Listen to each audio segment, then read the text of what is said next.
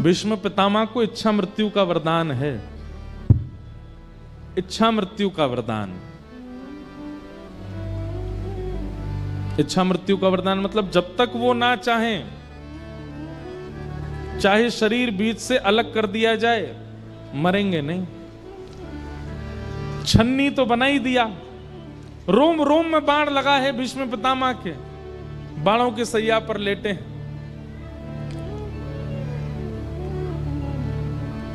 लेकिन प्राण नहीं गए। क्यों? उन्होंने इच्छा मृत्यु के वरदान को सार्थक किया। और क्या विचार करके सार्थक किया? कि मैं ऐसे प्राण नहीं त्यागूंगा। मेरे प्राण कब निकलेंगे? बोले शंख चक्र गदा पद्मधारी द्वारिकाधीश मेरे सामने खड़े होंगे, उनके नेत्रों में मैं निहार रहा हूंगा, उनसे दो बातें हृदय की कर लूंगा, उसके बाद मेरे प्राण निकलेंगे।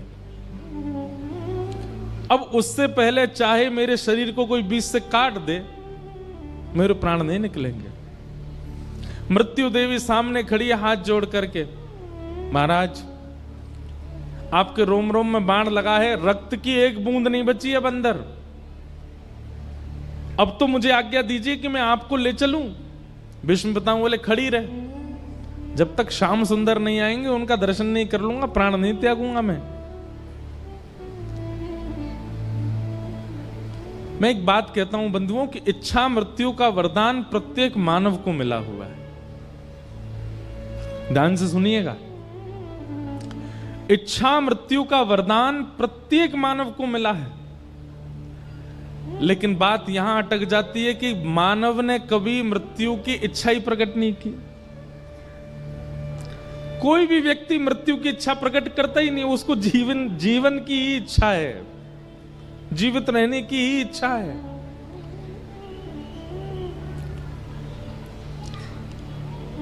सब लोग इधर देखिए, बहुत सावधानी से सुनिएगा। हमारे ब्रज के रसिक संतों ने, हमारे भारत के श्रेष्ठ ऋषियों ने अधिकतर इच्छा से ही प्राण त्यागे।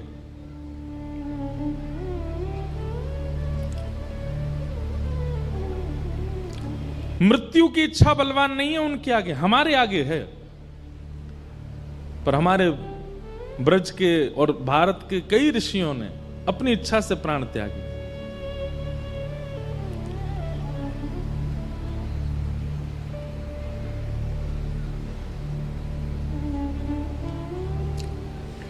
कई संतों ने अपने शिष्यों को बुला करके अपनी अंतिम इच्छाएं बता दी। कई महापुरुषों ने अपने प्राण त्यागने से 2 दिन पहले मौन धारण कर लिया, एकांत में चले गए। कई भारत के संतों ने पूरे नगर से और समाज से एकांत ले लिया और एकांत में जाकर के प्राण त्यागे। ऐसी ही इच्छा मृत्यु का वरदान हम सबको मिला है, पर हमने कभी इच्छा की नहीं है। आप कहेंगे महाराज जी कैसी इच्छा करें, मतलब क्या चाहते हो आप? ब्याह ना करें, बालक बच्चों को पढ़ाएं लिखाएं नहीं, धन ना कमाएं, इच्छा मृत्यु का वरदान करें। सुनिए, अपनी क्रियाएं करते रहिए, पर क्योंकि अकाट्य सत्य है मृत्यु, एक बार तो कभी विचार कीजिए कि मेरी मृत्यु कैसी हो,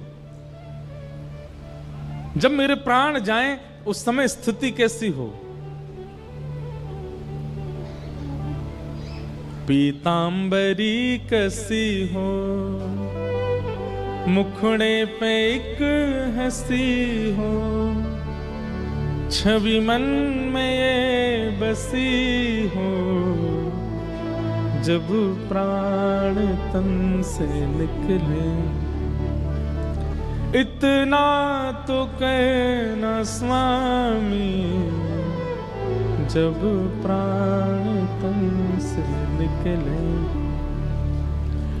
आप अपनी सब क्रियाएं करते रहिए, पर एक बार सोच लीजिए कि जब भी मेरा अंत हो, सबका होना है, तो कैसा हो। और अभी कम अवस्था में ही विचार कर लोगे और नित्य विचार करते रहोगे, नित्य विचार करते रहोगे, तो फिर ठाकुर जी योजना बनाएंगे, आपका अंतिम समय वैसे ही जाएगा जैसा आपने विचार किया। पर हमने कभी विचार किया ही नहीं कि हमारा अंतिम काल कैसे जाए, इसीलिए अधिकतर या तो हॉस्पिटलों में जाता है, या तो दवाइयों के बीच में जाता है, वेंटिलेटर पर जाता है, कहीं भी चले जाते हैं। इस प्रकार से प्राण जाएं, उससे अच्छा तो विचार कर लो।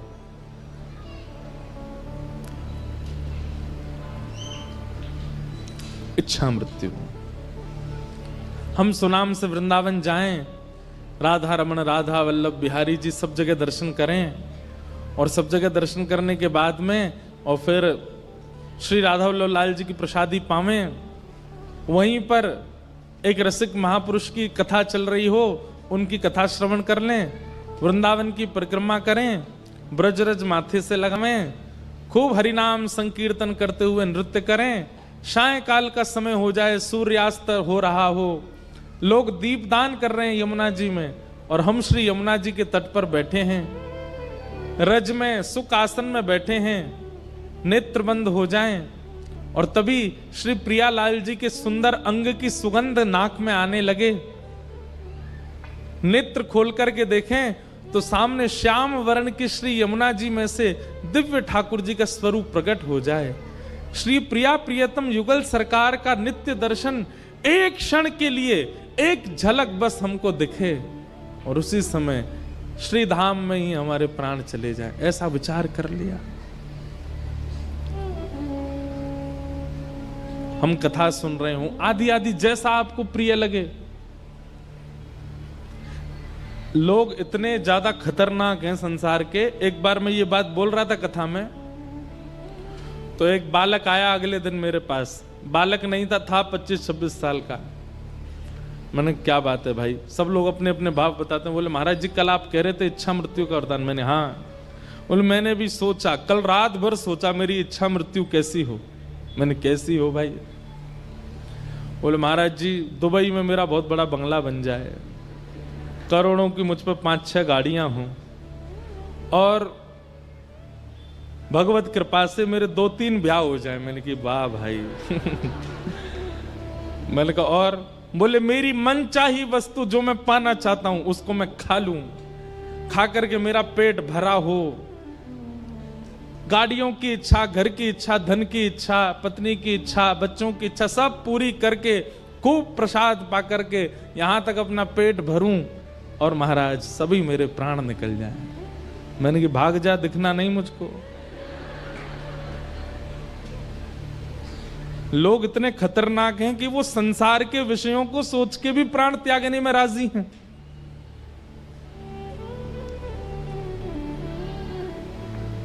नरक ही मिलेगा अगर ऐसा कुछ सोचा तो, क्योंकि इच्छा मृत्यु निश्चित है। ये बात हम व्यास मंच से बैठ के कह रहे हैं।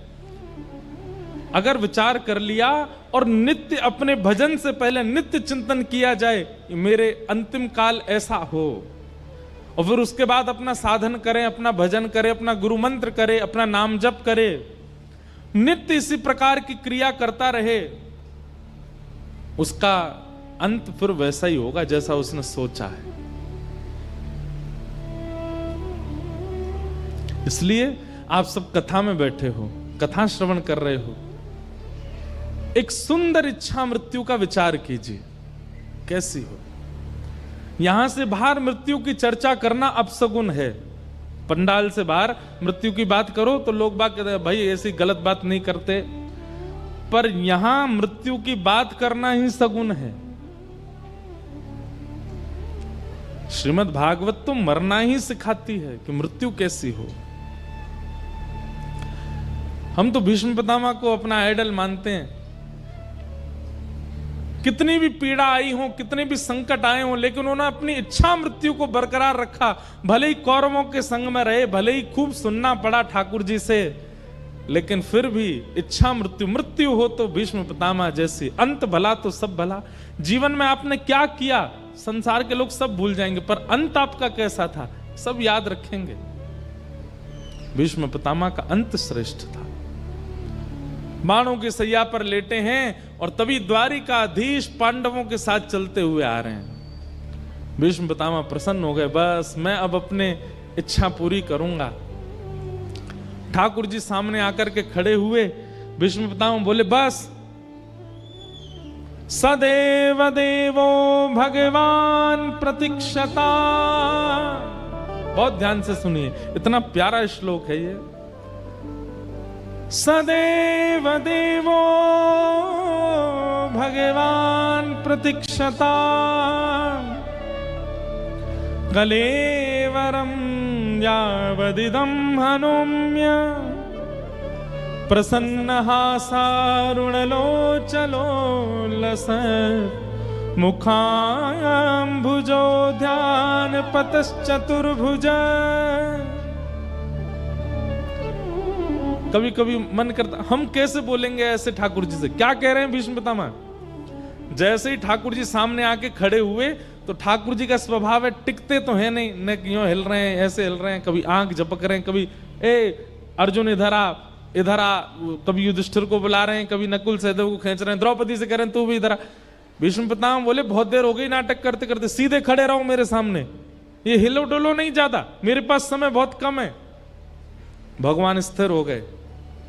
ठाकुर जी बोले, क्यों?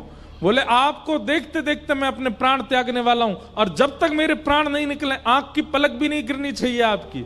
डांट करके बोल रहे हैं ठाकुर जी को, हिलो नहीं। ठाकुर जी बोले, भाई तुझे इच्छा मृत्यु का वरदान, तेने कहीं 10 साल तक सोच ली कि मरना ही नहीं है तो? पितामह भीष्म बोले, तो फिर 10 साल खड़े ही रहे ना, आपको निहारता रहो। अब ना मैं पलक झपकूंगा ना आप झपको, बहुत देर हो गई, बहुत समय निकल गया, बहुत मुश्किल से हाथ पड़े हो, अब अपने जीवन के अंत को मैं सफल बनाऊंगा, मेरे सामने स्थिर होकर खड़े हो जाइए। तो कहते हैं ठाकुर जी का मुख थोड़ा सा मुरझा गया। जैसे जबरदस्ती किसी को खड़ा कर दो तो उसके मुख से पता चल जाता है कि जबरदस्ती करी है इसके संग। कई बार ब्याहों में देखते हो ना, दुल्हा खुश ही नहीं लगता, पता चल जाती है कि जबरदस्ती करवा रहे हैं। दुल्हन खुश नहीं लगती, दुल्हन पता चल जाएगा जबरदस्ती हो रही है। ठीक जैसे जबरदस्ती वाला दुल्हा जैसा लगता ना, वैसे ठाकुर जी हो गए। मुकुट तो पहना है, मोर पिच्छ तो लगाया, श्रृंगार तो किया, पर चेहरे पर न कहूं प्रसन्नता नहीं। भीष्म पितामह बोले, अरे अरे अरे ये क्या हो रहा है? ठाकुर जी बोले, अब क्या हो गया? ये मुखमंडल की मुस्कान कहां चली गई आपकी? ठाकुर जी बोले, हमको घबराहट हो रही है, तुम कब प्राण त्यागोगे, हम कब तक खड़े रहेंगे यहाँ पे? बोले, बस इतने में ही घबरा गए? और खुद जो हमको 84 लाखों में नचाते रहते हो, उसमें तब घबराहट नहीं होती आपको? जैसे तैसे हाथ पड़े हो मेरे सामने, खड़े रहो। और कैसे खड़े हो? बोले, प्रसन्न हासारुणलोचनोल्लस शब्द है। भीष्म पितामह कहते हैं, प्रसन्न हो जाइए, आपके ये दो जो कपोल हैं, ये गुलाब जामुन की तरह फूल जाने चाहिए, इतनी जोर से प्रसन्न होइए।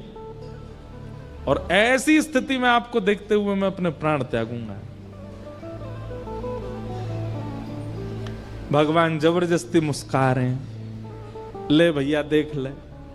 और भीष्म पितामह ठाकुर जी को देखते हैं, नेत्र सजल हो गए। बहुत सुंदर स्तुति है भीष्म पितामह की। अनेक बार मैंने विस्तार किया है भीष्म स्तुति का, लेकिन अंतिम श्लोक कहूं, भीष्म पितामह क्या कहते हैं? ललित गति विलास वल गुहास प्रणय निरीक्षण कल्पितो रुमान कृतमनुकृतवत्य उन्मदान्ध प्रकृति मगन किलयस्य गोपवध्व। सब लोग इधर देखो। भीष्म पितामह कह रहे हैं, हे नाथ, मैंने आपके सारे रूप देख लिए। कौन कौन से? आपका चतुर्भुज रूप देखा, आपका विराट रूप देखा, आपका सहस्त्र शीर्षा पुरुखः सहस्त्राक्षः सहस्त्रपात, वो रूप भी देखा, जहां आपके 1000 मुख, 1000 हाथ, 1000 पैर। और जब महाभारत का युद्ध प्रारंभ हुआ तब आपका वो रूप भी मैंने देखा। बोले, कौन सा रूप? बोले सपदि सखी बचो निशम्य मध्य निज परयोर वलयोर रथम निमेश्य। जब रथ भूमि रणभूमि के मध्य में आप अर्जुन के रथ को हाँकते थे, घोड़ों के पैरों से उड़ने वाली धूल आपके मुख पे आती थी और आप लगाम पकड़ करके अपनी बाजू से अपने माथे के बालों को दूर करते थे। शंख चक्र गदा पद्म वाले के हाथ में जब चाबुक और रस्सी देखी मैंने कहा वाह कन्हैया तेरे ये रूप भी अद्भुत है। मैंने सारे रूप देख लिए आपके, पर एक रूप देखने की मेरी अभिलाषा है। भीष्म पितामह बोले, भगवान बोले कौन सा रूप? तब यहां पर कितना सुंदर शब्द है, बोले ललित गति विलास बल गुहास। आप जब ललित गति से चलते हो, ललित गति कैसी है? एक पैर यहां रखते हैं तो दूसरा पैर उसके सामने नहीं रखते, थोड़ा तिरछा रखते हैं, जैसे बांके बिहारी खड़े हैं, ये चलते भी ऐसे ही हैं। ऐसे पांव यहां, पांव, कमर भी मटकेगी, पैरों मटकेंगे, सिर भी मटकेगो, सुंदर केश भी झूमेंगे, सुंदर मुकुट पे पाग पे लगी भाई जो लटकन है वो भी हिलेगी। ललित गति विलास वल गुहास। आप जब ललित गति से विलास करते हुए चलते हो, कभी मधुमंगल के कंधे पर हाथ रख के हंसते हो, कभी श्रीदामा को गले में लेकर के हंसते हो, कभी तन सुखा पर अपना पूरा भार धर देते हो। आपकी जो वो वृंदावन की ललित गति है ना नाथ, मुझे उसका दर्शन करना। और ललित गति विलास वल गुहास प्रणय निरीक्षण कल्पितो रुमान कृतमनुकृतवत्य उन्मदांध। जैसे ब्रज की गोपियां वो आपको भिन्न भिन्न रूप बना देती हैं। कैसे? कोई गोपी कहती है लाला तैने मेरे घर को माखन खाया और चल मैं तो पकड़ के ले चलूं यशोदा के पास, तो आप उसके चरणों में गिर जाते हो, अरे भाभी तू जो कहेगी सो करूंगो, लेकिन मैया के पास मत ले चल। तो वो गोपी कहती है अच्छा जो कहूंगी सो करोगे? बोले हाँ बैठो मेरे सामने। आप उसके सामने थर थर कांपते हुए बैठ जाते हो, कहा करनो है? तो चल लाला एक काम कर। बोले का? रसोई घर में जा रोटी लेके आ और रोटी पर एक मक्खन धर के ला। अरे भाभी तू तो बड़ी अच्छी है, मुंह भोजन करावेगी? बोले ना लेके आ, लाके मुंह खवा। और नन्हे से गोपाल जी को सामने खड़ा करके गोपी कहती है अब लाला चल प्रेम से अपने हाथन से मुंह पवा दे। और छोटे छोटे ठाकुर जी टूक तोड़ के गोपी को पवा रहे, गोपी के नेत्र सजल होते हैं। एक बार पा करके फिर ठाकुर जी के चरण लिपट जाती है और ठाकुर जी गोद में बैठा के फिर अपने हाथ से पवाती है। ताही अहीर की छो हरिया छचिया भरी छाछ पे नाच नचायो, रसखान कहते हैं। कोई गोपी ठाकुर जी को पकड़ लेती है और लाला को कमरा में बंद कर दे। ठाकुर जी कहें मुंह छोड़ दे। बोले ऐसे ना छोड़ूंगी। बोले कैसे छोड़ेगी? बोले पहले बंदर की तरह नकल करके दिखा। ठाकुर जी कहें जो कोई बात है? बोले हम बे बात है, पहले बंदर की तरह कर। कोई गोपी पकड़ के कहती लाला मेरे संग नृत्य कर। भीष्म पितामह कहते हैं बोले नाथ हस्तिनापुर का बनने में सुख नहीं है, द्वारिका का बनने में सुख नहीं है, मथुरा का बनने में सुख नहीं है, क्योंकि वहां आपकी चलती है। हमें तो ब्रजवासी बना दो जहां हम कहें और आप नाचो, हम कहें और आप चलो। कृत मनु कृतवत्य उन्मदांध प्रकृति मगन किलयस्य गोपबद्ध। आहा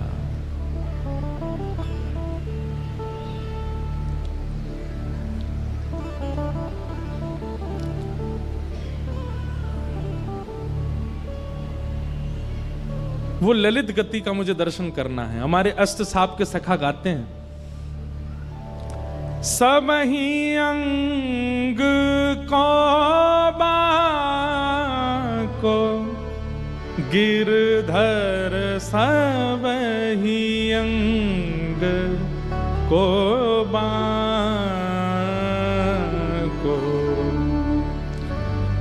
एक भी अंग ठाकुर जी का सीधा नहीं है, सब ही अंग को बांको। बांकी चाल चलत गोकुल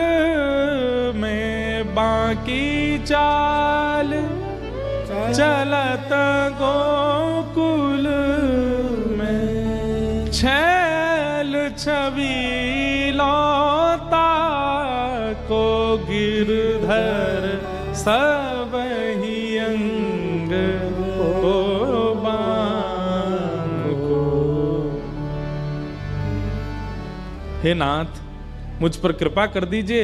मेरे इस अंतिम काल में आपने दर्शन दिया मुझको, इससे मैं बहुत प्रसन्न हूं। पर मैं जाते जाते आपसे मांगना चाहता हूं कि अगला जन्म मुझे वैकुंठ में मत भेजना, स्वर्ग में मत भेजना, अन्य किसी लोक में मत भेजना, मुझे ब्रज वृंदावन में भेज देना, ताकि मैं आपकी ललित गति की चाल देख सकूं।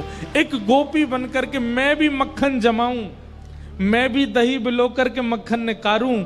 भीष्म पितामह कह रहे हैं, और मैं भी अपने छीका पे मक्खन धरते भय सोचूं कि या छीका कुने के नीचो कर दूं, ताकि कन्हैया आवे तो वह को चोरी करवे में दिक्कत नहीं हो, मुख वो गोपी बना दो।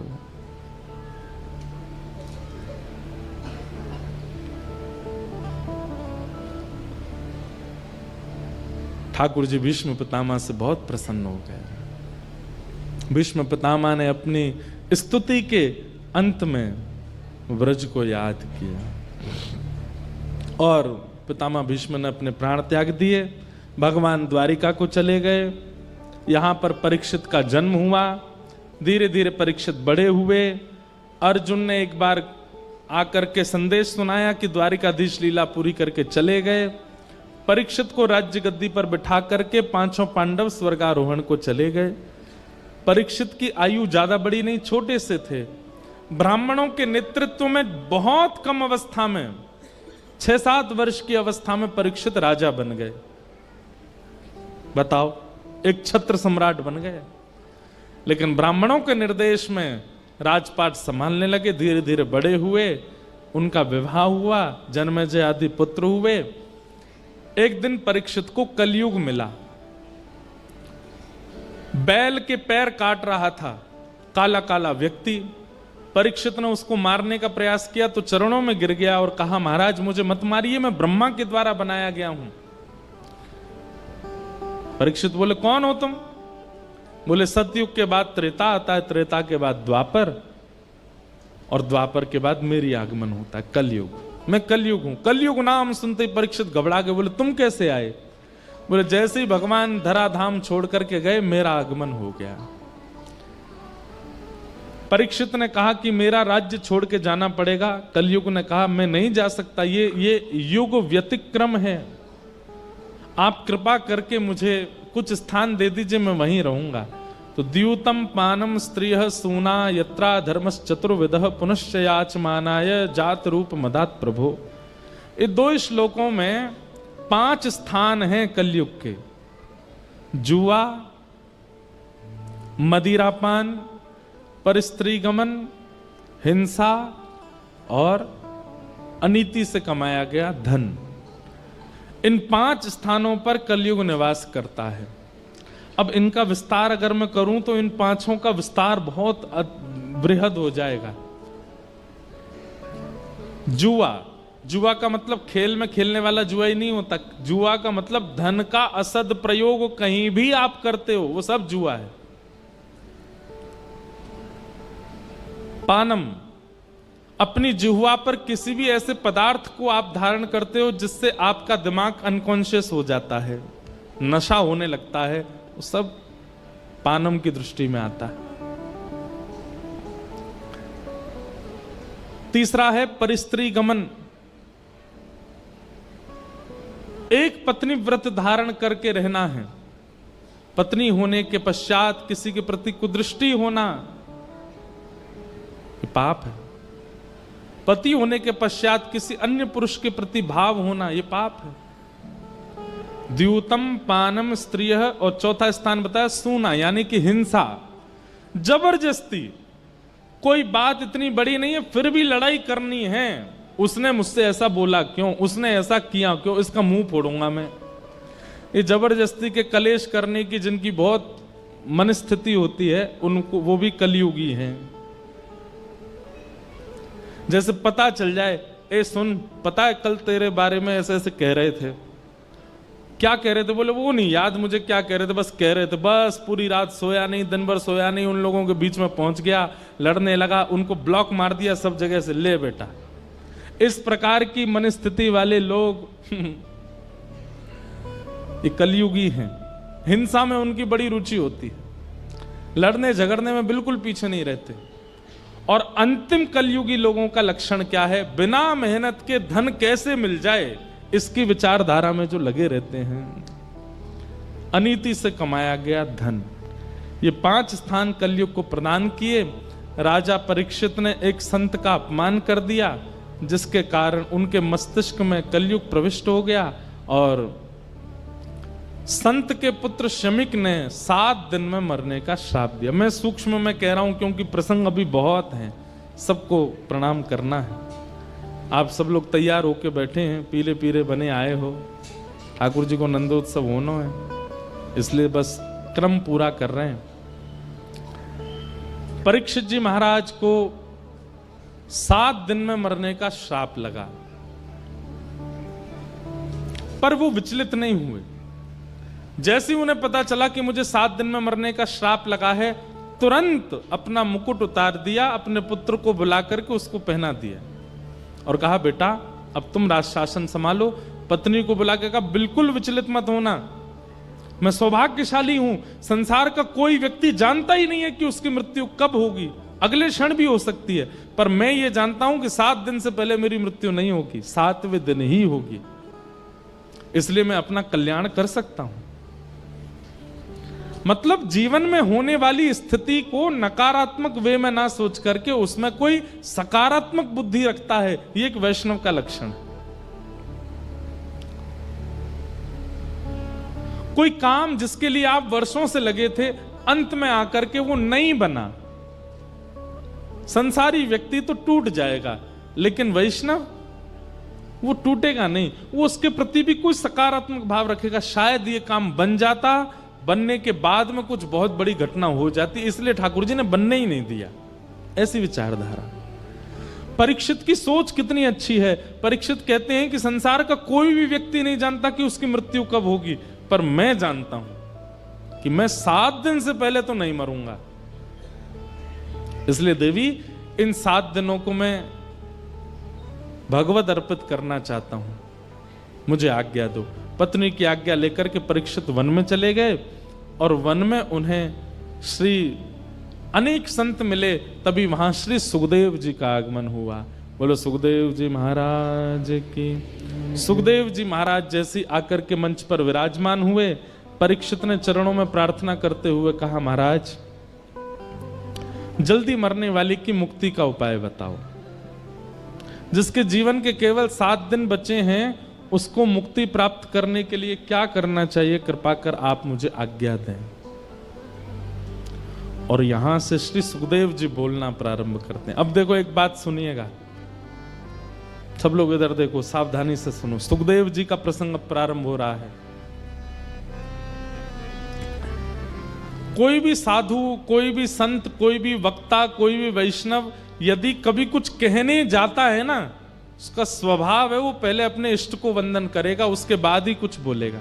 हम कथा प्रारंभ करते हैं उससे पहले अपनी परंपरा से जो पूज्य पिताजी महाराज व्यास मंच पे मंगलाचरण करते हैं, वही मंगलाचरण करेंगे।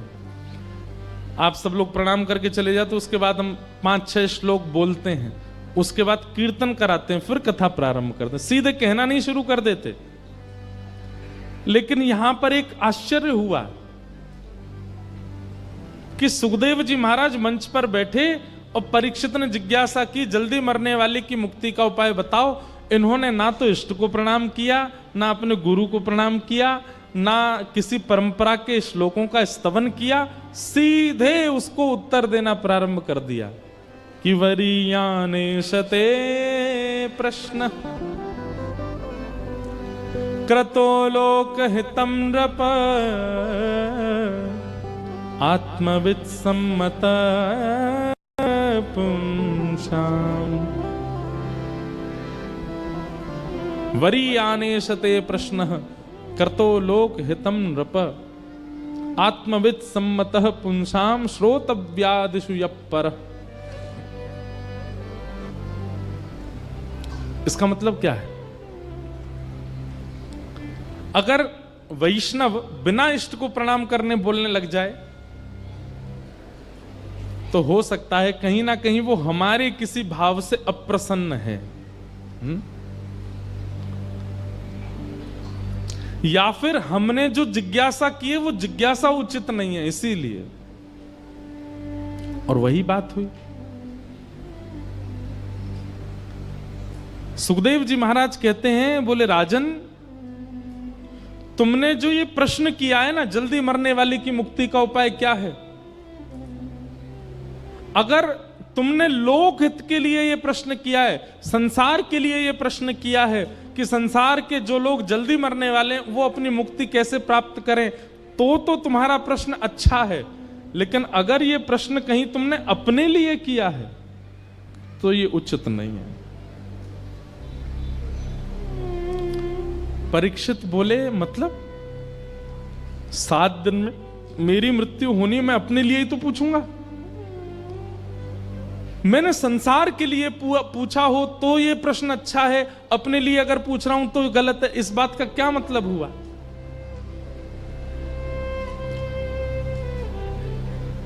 जो लोग आ रहे हैं, जा रहे हैं, उठ रहे हैं, बैठ रहे हैं, हमारी प्रार्थना है। पीछे वाले लोग इतने शांति से कथा सुनते हैं, आगे वाले लोग एक तो लेट आते हैं और फिर आके उठ उठ के और भागते हैं, सबको डिस्टर्ब करते हैं। ये देखो पीछे वाले ताली बजा रहे हैं, कोई नहीं, हम तुमको ही कथा सुना रहे हैं। बिल्कुल, आगे वाले तो बैठ जाते हैं बस। वो बेचारे इतने ध्यान से कथा सुनते हैं, पर ये बीच वाले और आगे वाले, इनको उठने से ही फुर्सत नहीं होती। यहां से आएंगे वहां, हमारा भी ध्यान भंग होता है।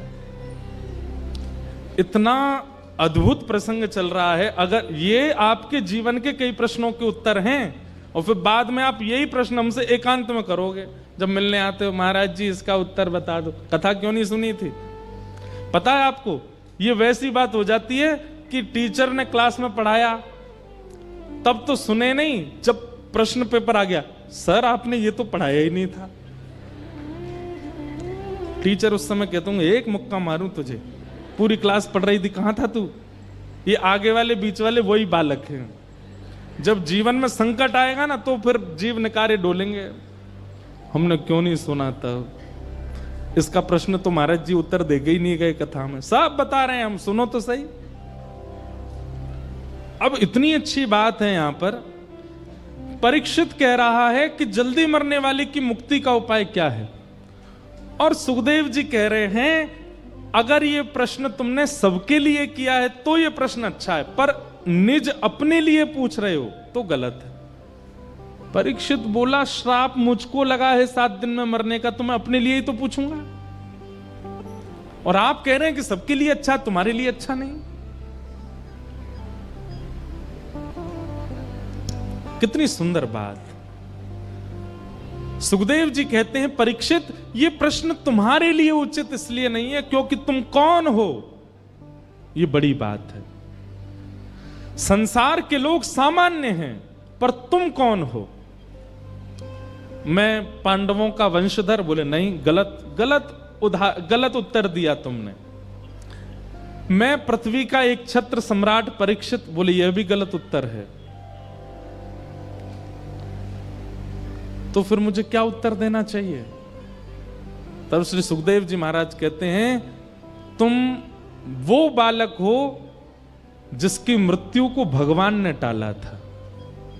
तुम वो बालक हो जो अपनी मातृ गर्भ में प्राण त्यागने वाला था, पर ठाकुर जी ने आकर के तुमको बचाया। तुम वो बालक हो। तुम वो बालक हो जिसने जन्म बाद में लिया है, गर्भ में भगवान का दर्शन पहले किया है। और ऐसा बालक, बात सुनो, ऐसा बालक जिसकी रक्षा स्वयं प्राणनाथ ने की हो, जिसकी रक्षा स्वयं संसारनाथ ने की हो, जगन्नाथ ने की हो, वो बालक मेरे सामने हाथ फैला के कह रहा है जल्दी मरने वाले की मुक्ति का उपाय बताओ। तुम तो पहले ही मुक्त हो चुके हो क्योंकि तुम्हारी रक्षा भगवान ने की है। ठाकुर जी की एक झलक किसी पर पड़ जाए, ठाकुर जी का स्पर्श किसी को हो जाए, ठाकुर जी के भ्रमण के दायरे में, जहां ठाकुर जी भ्रमण कर रहे हो, उस दायरे में अगर कोई जीव जंतु भी आ जाए उसकी भी मुक्ति हो जाती है। तुम तो वो बालक हो जिसने अपनी मातृ गर्भ में भगवान का दर्शन किया, तुम मुक्ति की कामना कैसे कर सकते हो? सीधी बात यह है परीक्षित, तुम पहले से ही मुक्त हो, तुम्हें मुक्ति की कामना नहीं करनी है, तुम्हारी मुक्ति तो होगी होगी, क्योंकि तुम तो ठाकुर जी के संस्पर्श के बालक हो। इसलिए ये प्रश्न अगर तुम अपने लिए कर रहे हो तो ये उचित नहीं है, क्योंकि तुम्हारी मुक्ति से कोई अभिप्राय नहीं है। शुक्राचार्य जी महाराज कहते हैं भगवान ने मां के गर्भ में प्रवेश करके तुमको केवल इसलिए बचाया कि एक दिन तुम मुक्ति मांगो।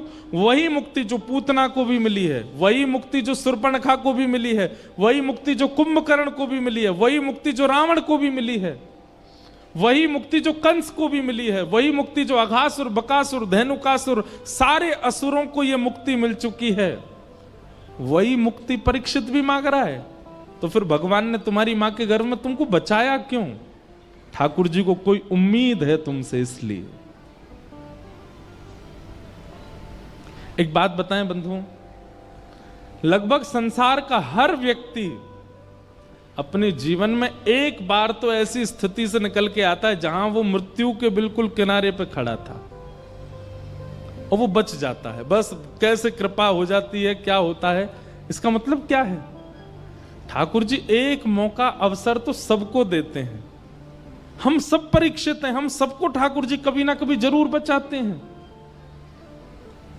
लेकिन उसके बाद भी हम संभलते नहीं, फिर भी संसार की क्रिया और फिर अंत में मुक्ति की कामना करते हैं।